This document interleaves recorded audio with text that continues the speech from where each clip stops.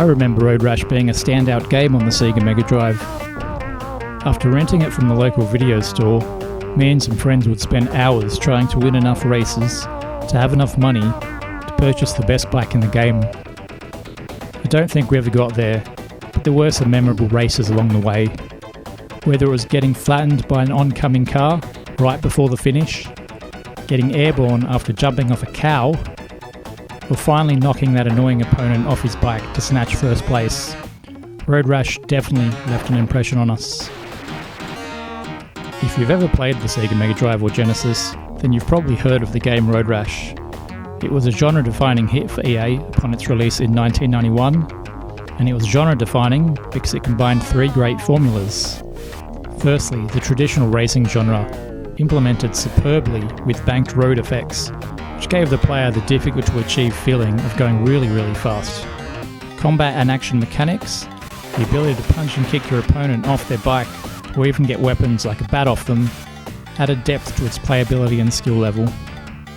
And a standout era-defining style which can only be described by that 90s catchphrase, extreme. The extremeness of the title wasn't only its artwork, music and characters, but the real suspense of danger that you face trying to navigate the corners at speed, with the risk of automobile traffic completely wiping you out and ending your chances at getting first place altogether.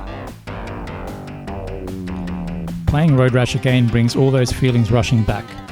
The dodged death by a coat of paint moments when approaching a crest on the road, the shameful joy of kicking an opponent into oncoming traffic and watching them flip head over heels in your rearview mirror, the suspenseful moments watching the odometer, knowing you've only got a few miles left of the race but your opponent riders are right behind you. The graphics are on par with anything from the era. The controls are fairly standard and easy to learn, with an accelerate, brake, opponent attack and steering direction being the only buttons you need to master.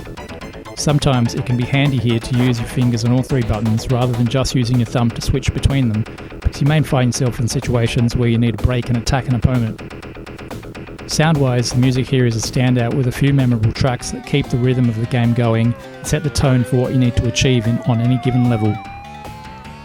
You can actually turn the music off in the menu, which then means you have bike engine sounds in the stages, but I don't recommend this, so you're definitely going to miss out on some toe tappers. You get certain amounts of money depending on where you finish, and this increases as you progress.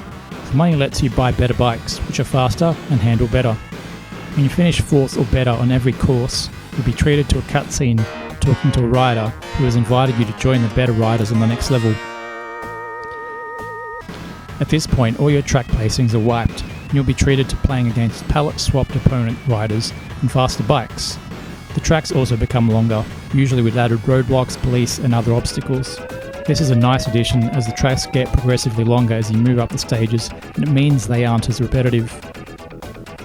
You also have a life meter and bike damage meter.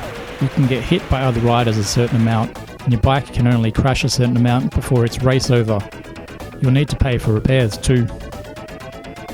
And so there are a bunch of different ways to progress. You can try and hold off on buying the next level bike and save for 1-2 levels better, but you'll suffer in the interim trying to compete with faster riders. The quickest though probably dullest strategy would be to repeat one course over and over till you have enough money to buy the best bike. Although you get less money on level 1, the courses are easy and short, so you'll stock up on cash fairly easily.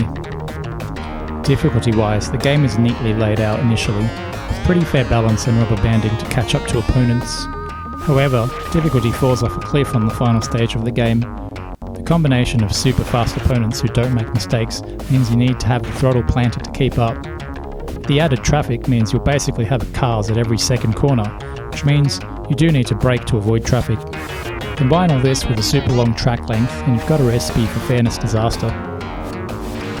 Apart from that gripe, I don't think Road Rash was ever meant to be taken too seriously. It's always been a game to jump in with friends casually and get a laugh out of avoiding police, hitting opponents, dodging traffic, deer and cattle. That's how I remember Road Rash, and it was fun to see it still holds true to that memory. Should you give Road Rash a go? I think even if you aren't into racing games, you should definitely have a go. You'll be treated to some peak 90s extreme Sega action style gaming, but remember to watch out for those cows. Thanks for watching.